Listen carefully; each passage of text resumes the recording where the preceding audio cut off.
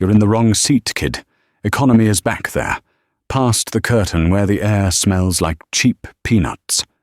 The laughter that followed wasn't just rude, it was a weapon. Preston Archibald, a man in a $3,000 suit, didn't just want Darius to move. He wanted him humiliated. He wanted the whole first-class cabin to know that a boy in a faded hoodie didn't belong in seat 1A. But Preston made a fatal calculation that day. He didn't know who was watching from the aisle. He didn't know that the man silently observing the chaos wasn't just a passenger. He was the one man who could end Preston's career with a single phone call. The automated glass doors of JFK International Airport slid open, letting in a gust of humid July air. But inside Terminal 4, the atmosphere was chilled and sterile. Darius Cole adjusted the strap of his backpack.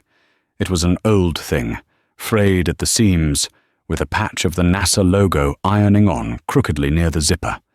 He looked down at his shoes, scuffed high tops that had seen better days, and then up at the gleaming sign that read Royal Horizon Air, First Class Priority Check-in.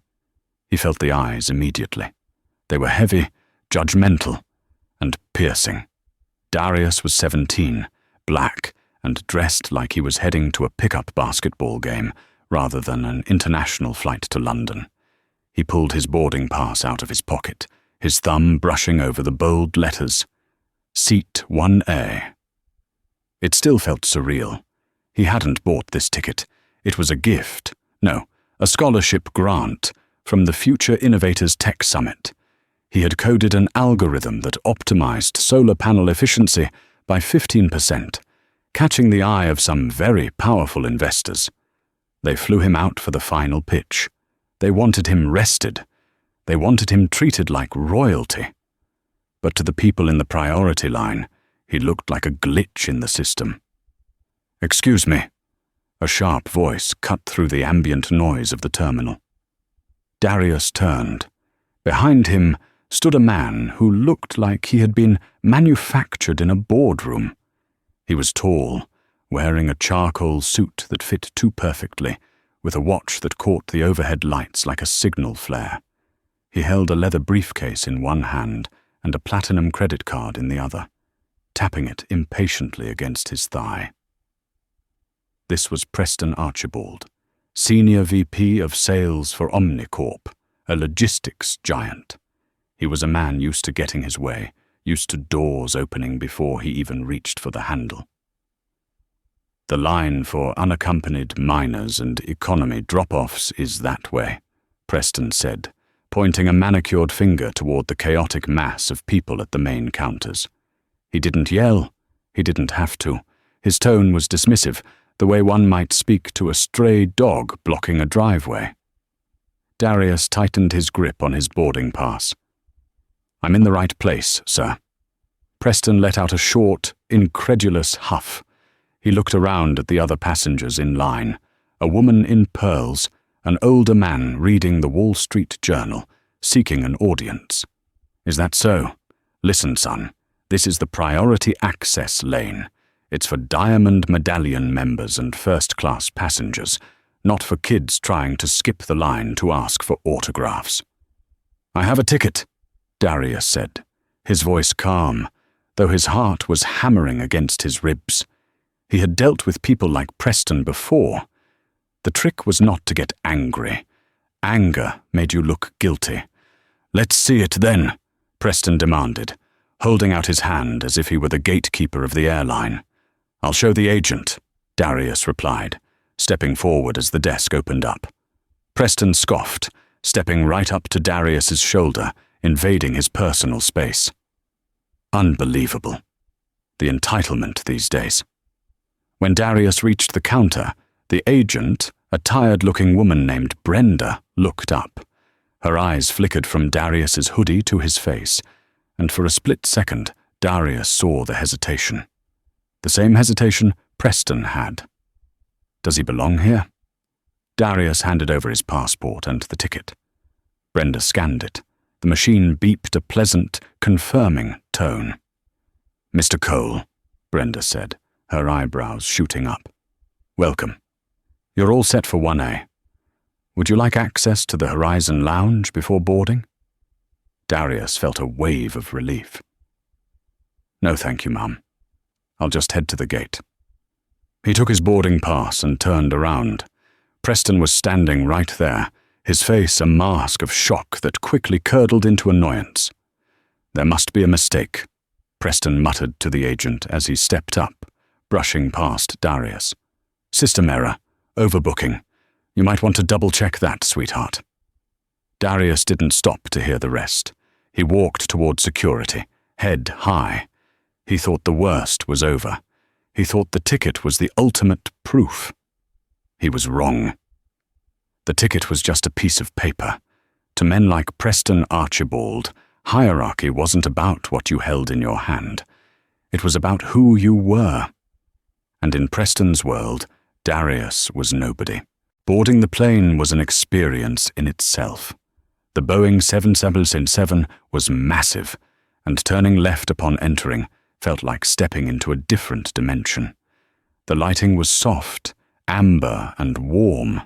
The seats weren't seats. They were individual pods with sliding privacy doors, massive entertainment screens, and blankets that felt like cashmere. Darius found 1A. It was the prime spot. Front row, window side. He stowed his battered backpack in the overhead bin, looking starkly out of place next to the Rimowa and Louis Vuitton carry-ons of his neighbors. He sat down, sinking into the leather. He pulled out his phone to text his mum. "I made it. It's bigger than our living room." He was just putting his headphones on when the aisle darkened. Preston Archibald had arrived. Preston stopped dead in his tracks. He looked at his boarding pass, then at the seat across the aisle, 1D, and then at Darius in 1A. "You have got to be kidding me," Preston said, loud enough for the entire cabin to hear. Darius froze. He slowly pulled his headphones down around his neck. Preston slammed his briefcase onto his own seat, but didn't sit down. Instead, he loomed over Darius's pod. "You're still here. I thought the gate agent would have sorted this out by now." "Sorted what out?" Darius asked, his patience thinning. "The upgrade error," Preston said, gesturing vaguely at Darius. "Look, kid, let's be real. You're a standby or an employee dependent, or maybe you won some radio contest. But this," he pointed a finger at seat 1A, "this is a quiet zone. People here are working. We have meetings in London. We need sleep. We don't need—" He looked Darius up and down, sneering at the NASA patch. "Distractions." "I'm not a distraction," Darius said firmly. "I'm a passenger." "You're a kid in a hoodie sitting in a $6,000 seat," Preston shot back. He turned his head, snapping his fingers at a passing flight attendant. "Excuse me, miss." A flight attendant, whose name tag read Sarah, hurried over. She had a kind face, but looked stressed. "Yes, Mr. Archibald? Is everything okay?" "No, Sarah, it is not," Preston said, his voice dripping with condescension. He pointed at Darius. "I am a Platinum Horizon member. I have flown 300,000 miles with this airline this year alone. I specifically requested that the seat adjacent to me remain empty or be occupied by a fellow business traveler. I need to focus." Sarah looked uncomfortable. "Sir, the flight is fully booked, and Mr. Cole has a valid ticket for seat 1A. Preston laughed, a dry, humorless bark. "Valid? Sarah, look at him. Did he pay for it?" "Did he?" "That's confidential passenger information, sir," Sarah said, trying to maintain her composure. "He didn't," Preston declared, turning to the other passengers who were now watching with rapt attention. "He's a freeloader, probably an upgrade mistake. Look, I'll make this simple. I want him moved. Put him in economy comfort or whatever you have back there. I don't care. I just don't want to look at a teenager in a hoodie for 7 hours." Darius felt the heat rising in his cheeks. It wasn't shame. He had nothing to be ashamed of. It was fury. He stood up. He was tall for his age, nearly eye to eye with Preston. "I earned this seat," Darius said, his voice steady but hard. "I'm going to a tech summit in London to present my work. You don't know me, and you don't get to move me." Preston stepped closer, invading Darius's space again. "Tech summit? What, for video games? Sit down, boy. You're out of your depth." He turned back to Sarah, pulling out his wallet and flashing the platinum card again, as if it were a police badge. "Sarah, get the purser, or the captain. I am not sitting across from this ruffian. It's a security risk. I don't feel safe with him flailing around next to me." "Security risk?" Darius repeated, incredulous. "I'm sitting here reading a book." "You're aggressive," Preston lied smoothly, raising his voice so the back rows could hear. "You stood up to confront me. That's aggression." "Sarah, did you see that?" He stood up in a threatening manner. Sarah looked panicked. She was young, and Preston was obviously a high-value customer. The airline terrified their staff into pleasing. "Sir, please lower your voice. I will get the purser." "Do that," Preston sneered. He looked back at Darius with a smug grin. "You see how this works, kid? It's not about being right. It's about leverage, and you have none." Darius sank back into his seat, his hands shaking slightly. He looked around the cabin. A few people looked sympathetic, but most looked away, unwilling to get involved in a confrontation with a loud, wealthy man. Except for one person. 2 rows back, in seat 3A, a man had been watching the entire exchange over the top of a vintage pair of spectacles. He was older, perhaps in his 60s, with silver hair and a quiet, unassuming demeanor. He was dressed simply in a navy sweater and slacks. He hadn't said a word yet. He had just watched, his eyes sharp and calculating, observing every gesture Preston made, every word he spat. This was Benedict Stone, and Preston Archibald had no idea that the man sitting in 3A was the founder of Stone & Co., the venture capital firm that owned a 40% controlling stake in Omnicorp, the very company Preston worked for. Preston thought he was the most powerful man on the plane. He was about to find out that he was just a passenger on a sinking ship. As the purser, a stern woman named Karen, marched up the aisle, Preston smirked at Darius. "Pack your bag, kid. Economy is waiting." Karen, the chief purser, was a woman who wore her uniform like armor. She had been flying for 20 years and had seen everything from drunken celebrities to medical emergencies at 30,000 feet. But as she approached row 1, she sensed a different kind of volatility. It wasn't the chaotic energy of intoxication. It was the cold, sharp pressure of power dynamics. Preston Archibald was standing now, leaning against the bulkhead with an air of practiced nonchalance, checking his cuticles. Darius was seated, his posture rigid, staring straight ahead at the blank entertainment screen, trying to make himself invisible. "What seems to be the problem here, Mr. Archibald?" Karen asked, her voice professional but tight. She knew Preston. Not personally, but by his status. A global elite profile popped up on her tablet whenever he boarded.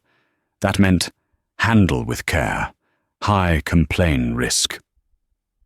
"The problem, Karen," Preston began, dropping her name with a familiarity she hadn't granted him, "is that there has been a severe lapse in Royal Horizon's vetting process. I paid $6,000 for a premium experience. Part of that experience is the environment."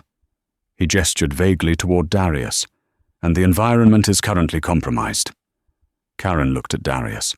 "Sir, may I see your boarding pass again?" Darius silently handed it over. His hand didn't shake this time. He was past the point of nervousness. He was settling into a cold, hard resolve. Karen studied the pass. It was perfectly valid, issued by the corporate bookings department. Code VIP Tech Grant. Mr. Archibald, Karen said, handing the pass back to Darius with a polite nod. Mr. Cole is ticketed correctly. He is a guest of the airline's corporate partners. There is no error. Preston's jaw tightened. He stepped closer to Karen, lowering his voice to a hiss that was meant only for her, though the acoustics of the cabin carried it clearly to Darius. I don't care who bought the ticket, Karen. Look at him. He's agitated. He's glaring at me. He's wearing a hoodie in first class, for God's sake. It's making me uncomfortable. It's making the other passengers uncomfortable. He turned to the woman in seat 2A, an elderly lady clutching a poodle. Isn't that right, madam? Doesn't he seem out of place? The woman blinked, looking terrified to be dragged into it. I just want to sleep, she whispered, pulling her blanket up. Preston turned back to Karen, taking her silence as agreement. See? Unrest. Listen, I know how this works. You have discretion. If a passenger is causing a disturbance or making others feel unsafe, you can move them. I am telling you, I feel unsafe. He was aggressive earlier. He stood up to me. I stood up because you were yelling at me, Darius said, cutting in. His voice was deep and calm, betraying none of the fear he felt. And I'm not moving. I earned this seat. There! Preston pointed a finger like a pistol. See that tone? Belligerence. Karen, I am the Senior Vice President of Omnicorp. We have a corporate contract with this airline worth $3 million a year. Do you really want me to call your VP of Customer Relations when we land and tell him that his purser prioritized a charity case over a platinum partner?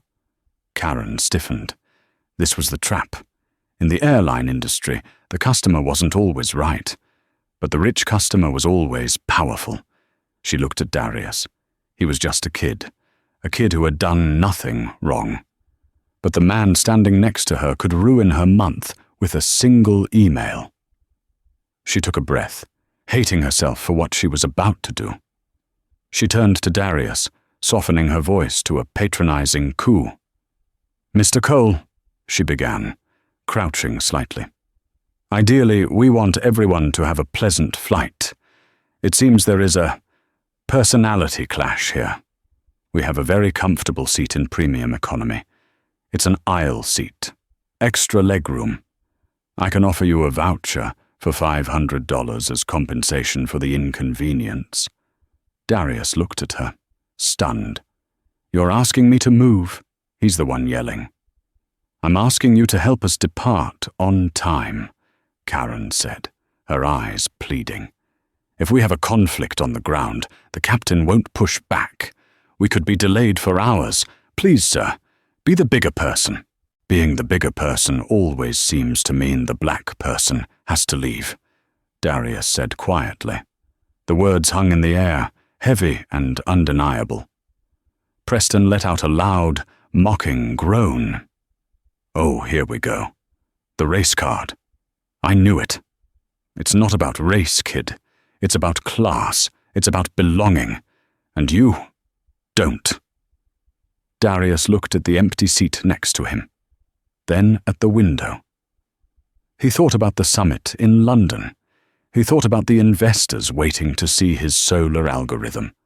If he got kicked off this flight, he would miss the opening pitch. He would lose his chance. Preston Archibald knew exactly what leverage he had. He knew Darius couldn't afford a delay. Fine, Darius whispered, his throat burning. I'll move. The victory was electric for Preston. He didn't just smile, he beamed. He adjusted his cufflinks and sat down in his seat, spreading his legs wide as if claiming the territory he had just conquered. Smart choice, Preston said, as Darius stood up. You'll be happier back there, closer to the bathrooms, more your speed. Darius didn't look at him. He reached up and opened the overhead bin. His movements were slow, heavy. Every zip of his backpack sounded like a scream in the quiet cabin. He pulled his bag down, hugging it to his chest. The cabin was silent. The other passengers, the wealthy, the elite, the influential, kept their heads down. Some looked at their phones. Some feigned sleep. They had witnessed a bullying, a dismantling of a young man's dignity, and they chose the comfort of neutrality. Darius stepped into the aisle. He looked at the long stretch of carpet leading back through the galley curtains into the depths of the plane. It felt like walking the plank. "Make sure you get that voucher," Preston called out, popping open a bottle of sparkling water that Sarah had nervously placed on his tray. "Buy yourself some new shoes." Darius stopped. He took a deep breath. He turned back, just for a second. "You think you won," Darius said, his voice trembling with suppressed emotion. "But you're small. You're a small man in a big seat." Preston laughed, taking a sip of his water. "And you're a nobody in no seat. Go on, walk." Darius turned and began the trudge. 1 step, 2 steps. He passed row 2. He reached row 3. The plane's engines began to whine, the pilot preparing for pushback, assuming the situation was resolved. The seatbelt sign pinged on. Darius was just about to pass row 3 when a hand shot out from seat 3A. It wasn't a violent motion. It was firm, precise, and authoritative. The hand grasped Darius's forearm gently but securely, stopping him in his tracks. "Wait," a voice said. It was a voice like grinding stones, low, textured, and impossible to ignore. Darius looked down. The man in the navy sweater, Benedict Stone, had removed his vintage spectacles. He was looking up at Darius with eyes that were a startling, icy blue. They were eyes that had stared down union strikes, hostile takeovers, and market crashes. "Don't go back there, son," Benedict said. Darius was confused. "I have to. The purser said—" "I don't care what the purser said," Benedict interrupted, releasing Darius's arm and slowly rising to his feet. Benedict Stone was not a physically imposing man in terms of muscle, but he carried an aura of gravity that made the cabin seem to shrink around him. He stepped into the aisle, effectively blocking Darius's path to economy, and turned to face row 1. The silence in the cabin shifted. It wasn't the silence of avoidance anymore. It was the silence of anticipation. Preston, sensing the movement, craned his neck around his seat. When he saw the older man standing in the aisle, he rolled his eyes. "Oh, great," Preston muttered loud enough to be heard. "Another bleeding heart. Look, Grandpa, the situation is resolved. The kid is moving. Sit down before you break a hip." Benedict didn't blink. He didn't yell. He just took 2 slow, deliberate steps toward Preston. "Mr. Archibald," Benedict said. Preston froze. He hadn't introduced himself to this man. He lowered his water bottle. "Do I know you?" "No," Benedict said calmly. "You don't know me, which is the single greatest failure of your career." The air in the first-class cabin seemed to vacate the room. Even the flight attendants, Sarah and Karen, froze in the galley, sensing a shift in the hierarchy that was invisible but undeniable. Preston squinted, his arrogance faltering for a microsecond before his ego kicked back in. He laughed, a nervous, jagged sound. "My career? Buddy, I don't know who you think you are, but unless you're the Pope or the President, you're interfering with a Platinum member. Sit down." Benedict ignored the command. He reached into his pocket and pulled out a phone, an old, functional model, not the flashiest smartphone. He tapped the screen a few times, his movements unhurried.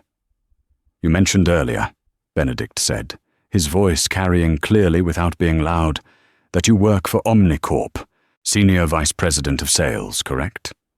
"That's right," Preston said, puffing his chest out.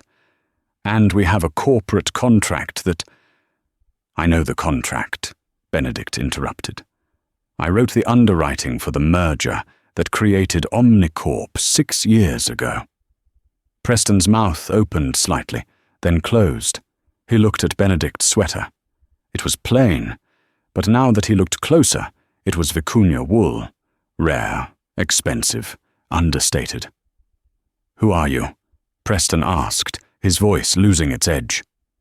"My name is Benedict Stone," the man said simply. The reaction was immediate. The man reading the Wall Street Journal in 2C gasped audibly, lowering his paper to stare. Karen, the purser, brought a hand to her mouth. Preston's face went the color of ash. Everyone in the business world knew the name.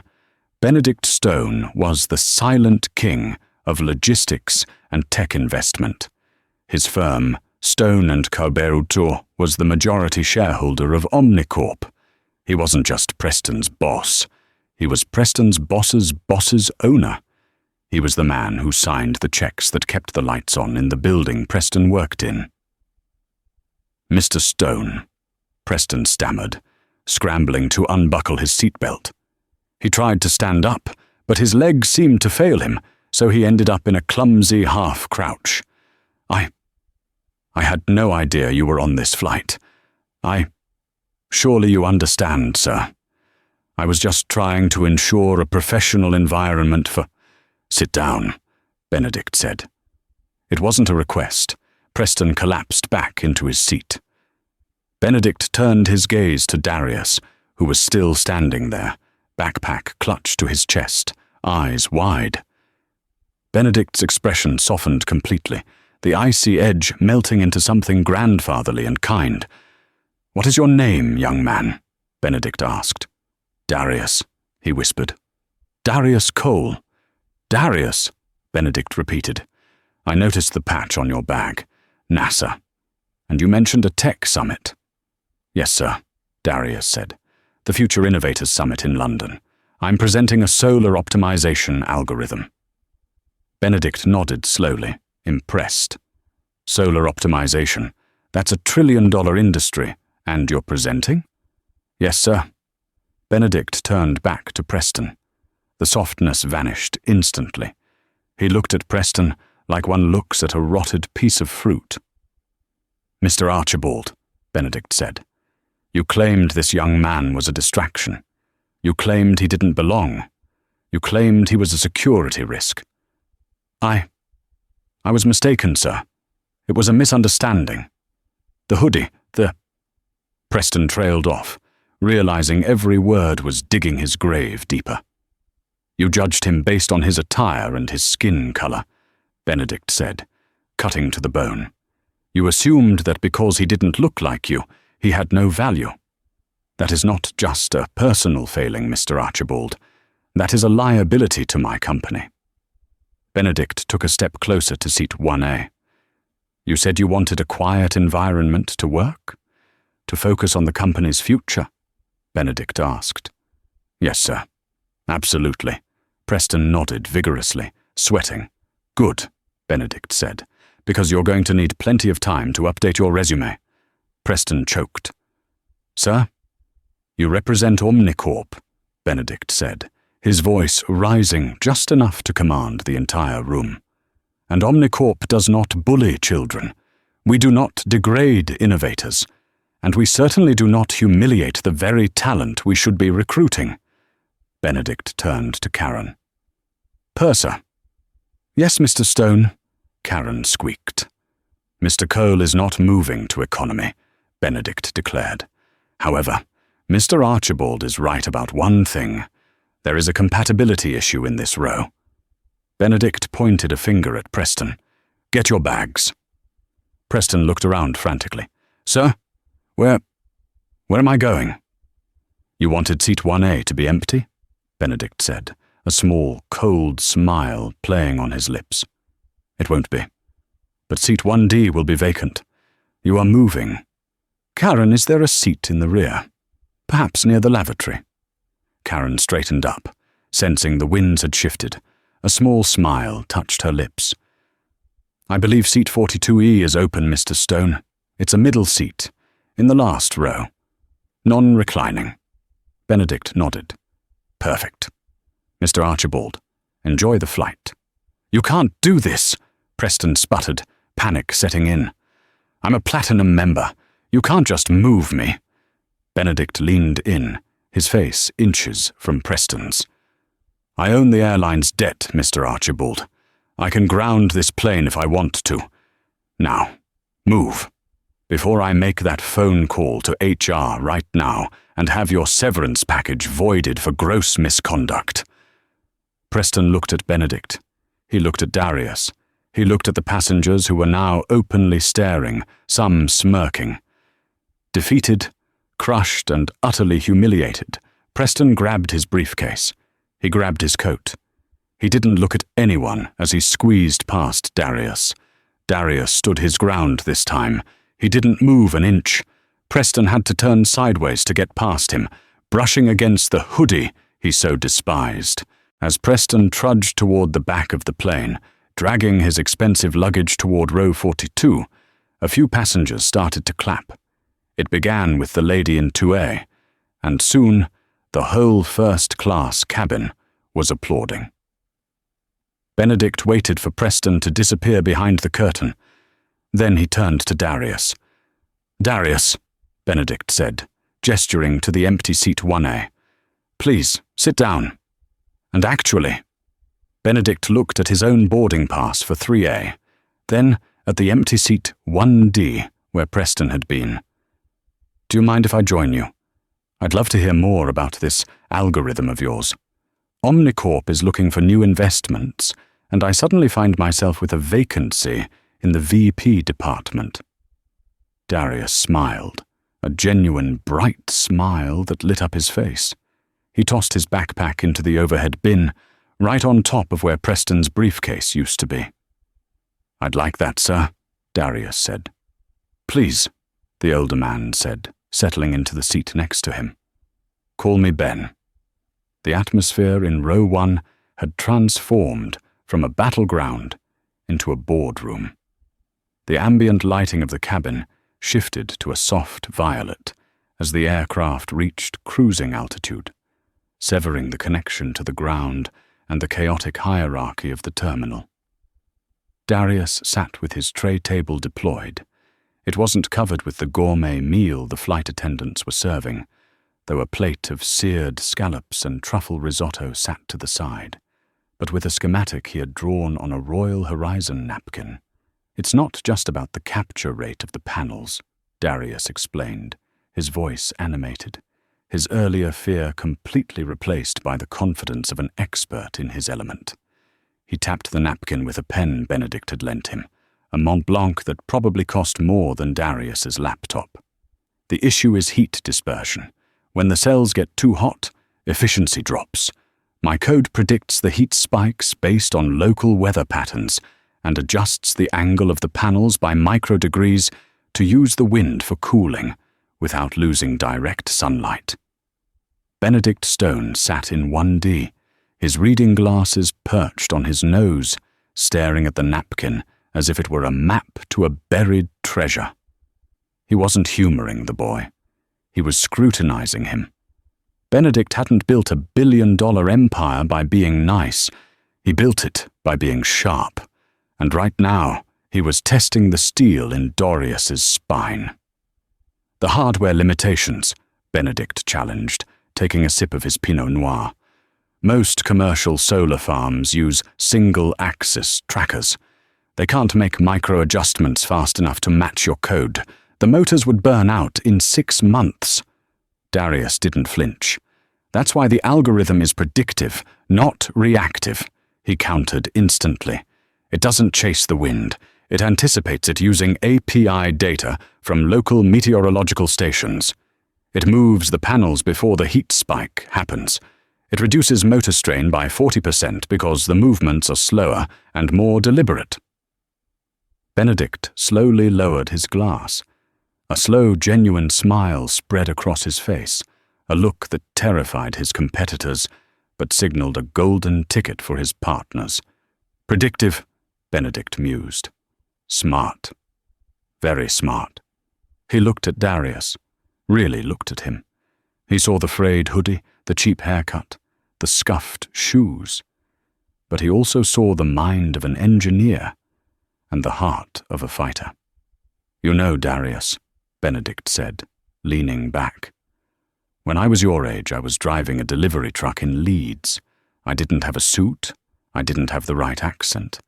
I walked into a bank to ask for a loan for my first logistics company, and the manager called security because he thought I was there to rob the place." Darius looked up, surprised. "What did you do?" "I came back the next day," Benedict said, "and the day after that. Eventually I found a manager who was too tired to argue. He gave me the loan. 20 years later, I bought that bank." Benedict chuckled darkly. "And I fired the first manager." He pointed a finger at Darius. "Preston Archibald is just like that first manager. He thinks the suit makes the man. He thinks the seat number defines the worth.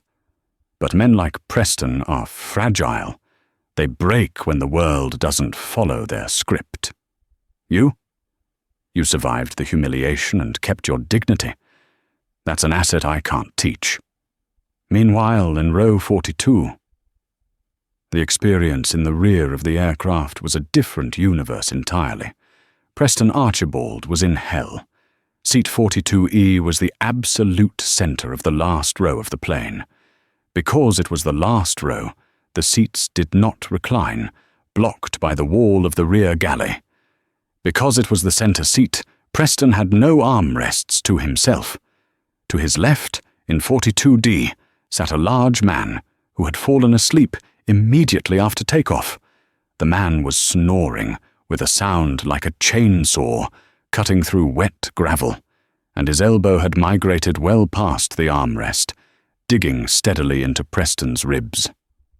To his right, in 42F, was a young mother with a toddler on her lap. The toddler was currently screaming at a pitch that Preston felt vibrating in his dental fillings. "Can't you shut him up?" Preston snapped, his patience long gone. The mother, exhausted and bouncing the child, glared at him. "He's two. His ears hurt. Do you want to try?" Preston turned away, disgusted.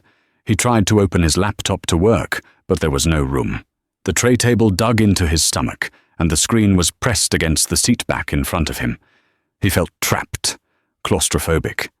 He needed a drink. He pressed the call button. 5 minutes later, a flight attendant appeared. It wasn't Sarah or Karen from first class.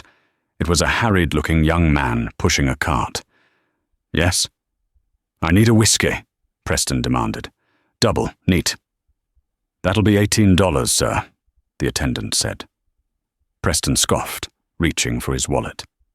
"I'm a platinum member. Drinks are complimentary." The attendant looked at his manifest.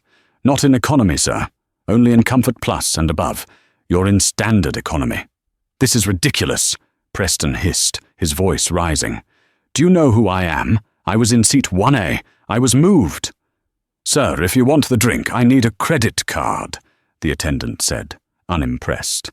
"Otherwise, I have a cart to get down the aisle." Preston slammed his card onto the tray.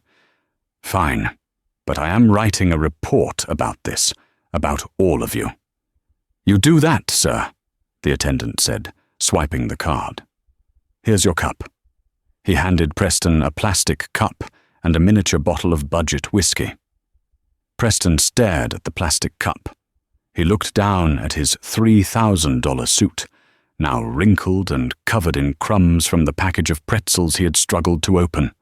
The toddler next to him let out another shriek and threw a sticky toy, which bounced off Preston's shoulder. He closed his eyes, imagining Darius in his seat, eating his food, drinking his wine.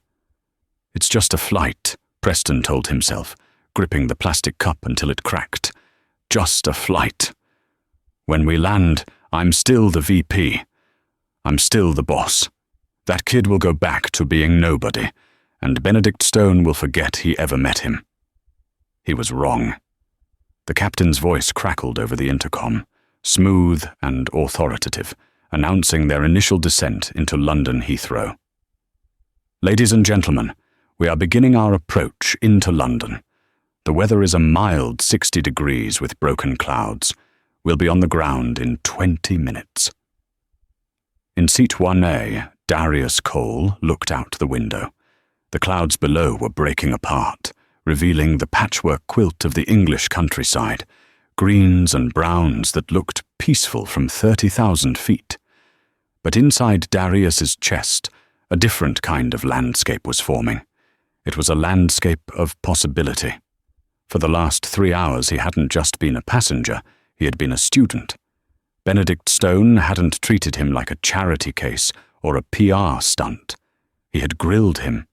They had dissected the thermal dynamics of Darius's code, discussed the scalability of the hardware, and debated the geopolitical implications of rare earth mineral mining in Africa. Benedict closed his folder, placing his reading glasses into his breast pocket. "You have a good mind, Darius. A dangerous mind." Darius smiled nervously. "Dangerous, sir?" "Disruptive," Benedict corrected, his eyes twinkling. "People like Preston Archibald. They are managers. They keep the trains running on time. But they fear change because change threatens their hierarchy. You? You are the change. You don't just want to run the train. You want to redesign the engine." Benedict leaned in closer, his voice dropping to a confidential whisper. "But remember this lesson. It is the most important one I will give you. Intelligence is a commodity. Integrity is a currency. Preston has the former, but he is bankrupt in the latter. That is why he will lose, and you will win. Never let your ego walk into a room before you do." Darius nodded, absorbing the words. "I won't forget that."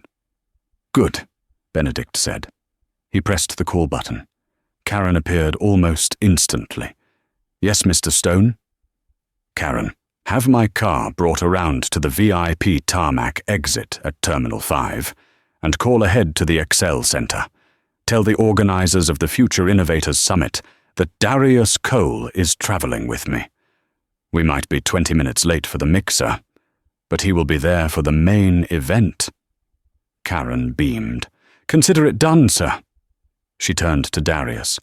"Mr. Cole, can I get you a hot towel before landing?" Darius looked at the steaming white towel on the silver tray. 5 hours ago, he had been afraid to ask for water. Now, he was being prepped for arrival like a diplomat. "Thank you, Karen," he said. Meanwhile, in row 42, the experience of descent was vastly different for Preston Archibald. The air conditioning in the back of the plane had been struggling for the last hour, and the cabin was stiflingly warm. Preston was sandwiched between the snoring giant in 42D and the exhausted mother in 42F. His suit, the $3,000 Italian wool armor he wore to intimidate subordinates, felt like a prison. He was sweating. His neck was stiff from contorting away from the drooling passenger on his left. His legs were cramping from the lack of space, but the physical discomfort was nothing compared to the seething rage in his mind. He had spent the last 4 hours composing the email he was going to send to the CEO of Omnicorp the moment his phone reconnected to the network. Subject: unacceptable treatment, gross misconduct by flight crew. He had drafted the paragraphs in his head. He would paint Benedict Stone as senile, a man past his prime who was endangering the company's reputation by coddling unprofessional passengers. He would destroy the purser, Karen, for insubordination. He would ensure that Darius Cole was blacklisted from any internship program Omnicorp sponsored. "I will fix this," Preston thought, grinding his teeth as the plane banked sharply. "I always fix this. I am the VP of sales. I generate revenue.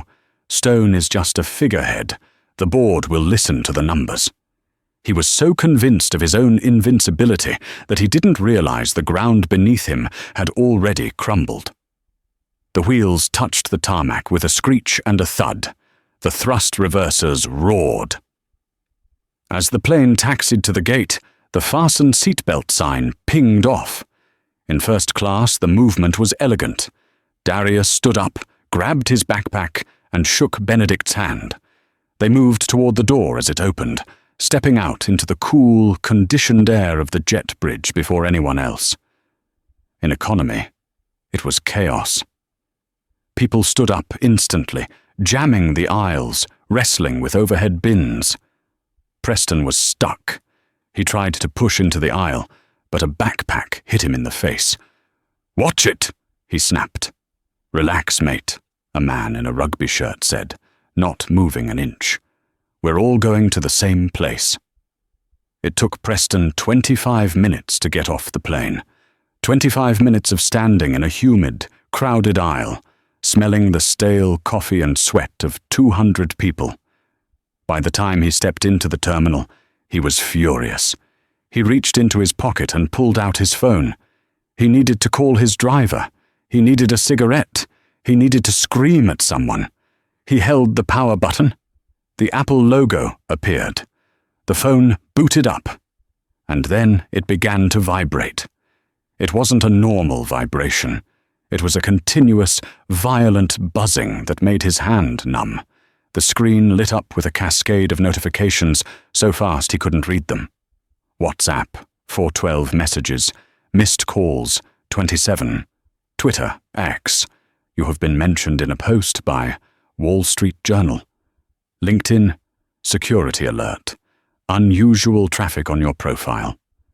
News alert, Omnicorp stock tumbles in after-hours trading. Preston stopped walking. He stood in the middle of the moving walkway, blocking people behind him. "Move it!" someone shouted. Preston ignored them. He tapped the Twitter icon. His thumb was shaking. The first thing he saw was his own face. It was a thumbnail of a video. The title was simple, brutal, and viral. Racist VP versus the CEO, the takedown of the year. The view count was climbing before his eyes. 4.8 million views. 4.9 million views. Preston clicked play. The audio was crisp. "You're in the wrong seat, kid. Economy is back there. Smells like cheap peanuts." He watched himself sneer. He watched himself snap his fingers at Sarah. He looked villainous. The angle of the camera, filmed from row 2, made him look larger, sweating, his face distorted by arrogance. Then the camera panned. "My name is Benedict Stone." The comment section was scrolling so fast it was a blur. At user 123. "Imagine losing your job over a seat. What a loser. Vo London Tech. This is Preston Archibald from Omnicorp. Everyone tag them." Justice served. The way the CEO just owned him. Chill bumps. Invest. Now, shorting Omnicorp stock until they fire this guy. Preston felt a wave of nausea, so strong he almost vomited right there on the walkway. He stumbled off, leaning against a glass railing. His phone rang again. It was Jessica, his executive assistant. He answered, his voice a dry croak. "Jessica?" "Preston." Jessica's voice was icy. There was no Mr. Archibald, no warmth, just the tone of someone who was distancing herself from a corpse. "Where are you?" "I'm at Heathrow. Jessica, listen to me. It's out of context. The video, it's edited. I need you to get legal on the phone. Draft a statement saying I was under medical duress." "Preston, stop!" Jessica cut him off. "There is no legal. The legal team is representing the company, not you." "What?" "The board met an hour ago," Jessica said. "Benedict Stone called in from the plane. He gave them an ultimatum, him or you." Preston closed his eyes. He knew that math. Benedict Stone was worth billions. Preston was an employee. "And?" Preston whispered. "You're fired, Preston. Immediate effect. Gross misconduct. Violating the code of ethics. Bringing the company into disrepute." "They can't do that without a hearing," Preston shouted, causing a passing family to veer away from him in fear. "I have a contract." "They invoked the morality clause," Jessica said. "It's ironclad. And Preston, security is packing up your office right now. They're boxing your personal items. They'll be couriered to your home address. Do not come to the building. Your badge has been deactivated." "But the summit," Preston stammered, grasping at straws. "I'm supposed to speak at the logistics panel tomorrow." "They cancelled you," she said. "They replaced you with the VP from DHL. Preston, nobody wants to be seen with you. I have to go. I'm already deleting your number." The line went dead. Preston stared at the phone. He looked up. Across the terminal, on a giant LCD advertising screen, the news channel Sky News was playing. And there, on the giant screen, was the video. His face, 10 feet tall, sneering at a teenager. The headline below read, "AR Rage. Corporate executive shamed by own chairman." He looked around. People were noticing. A group of teenagers pointed their phones at him. A man in a suit shook his head in disgust and walked away. Preston Archibald, the man who thought he owned the sky, was suddenly the loneliest man on earth. He walked toward the exit, dragging his suitcase, looking for a taxi because his corporate limo was gone. It began to rain. The summit, while Preston was standing in the rain queue for a black cab, Darius Cole was walking through the glass doors of the Excel Centre in East London. But he wasn't walking in the side door. He was walking down the red carpet, flanked by Benedict Stone. Cameras flashed. Reporters shouted questions. "Mr. Stone, is it true you fired him? Mr. Cole, tell us about the algorithm." Benedict guided Darius through the chaos with a paternal hand on his shoulder. "Keep walking, Darius. Smile. Look at the camera, not the ground." They entered the main auditorium. It was massive, a sea of 3,000 faces. Engineers, investors, tech giants. This was the room Darius had dreamed of entering his whole life. When the moderator announced the keynote change, a hush fell over the room. "Ladies and gentlemen, due to unforeseen circumstances, the Omnicorp presentation has been cancelled. However, we have a special addition to the schedule. Please welcome the founder of Stone & Co., Benedict Stone, and his special guest, Darius Cole." The applause was polite at first, then raucous as people recognized them from the trending video. Benedict took the mic. "I'm not here to speak," he said, his voice booming. "I'm here to introduce. Today, I saw a young Mon handle pressure with grace. I saw him stand up for his dignity without raising his voice. And then, I saw his code." Benedict stepped back. "Darius, the floor is yours." Darius stepped up to the podium.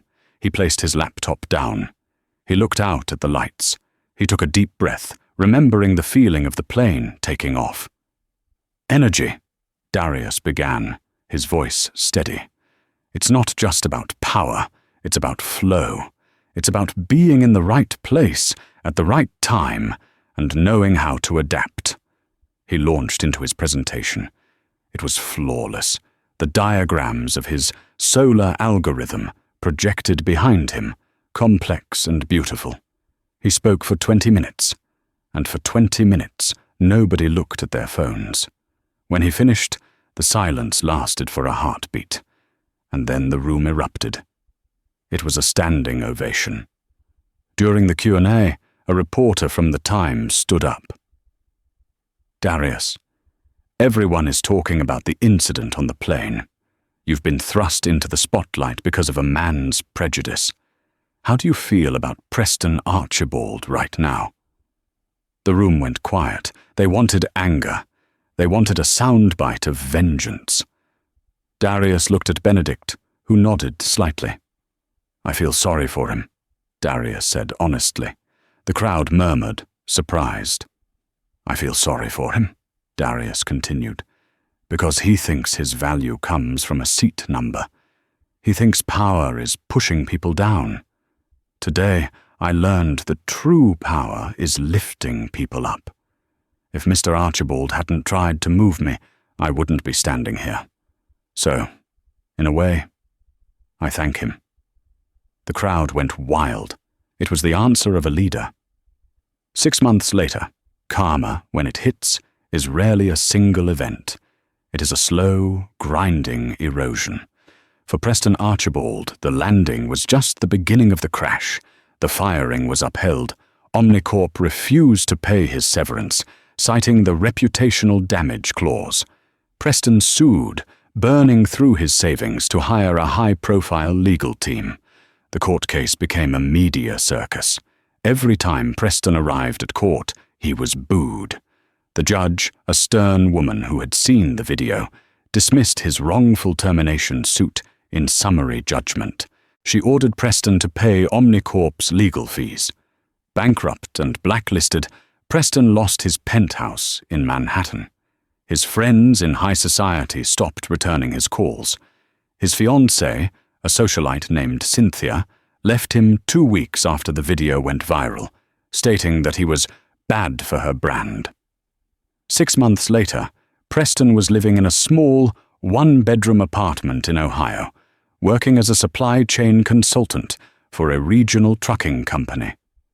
He made $60,000 a year, less than he used to spend on wine.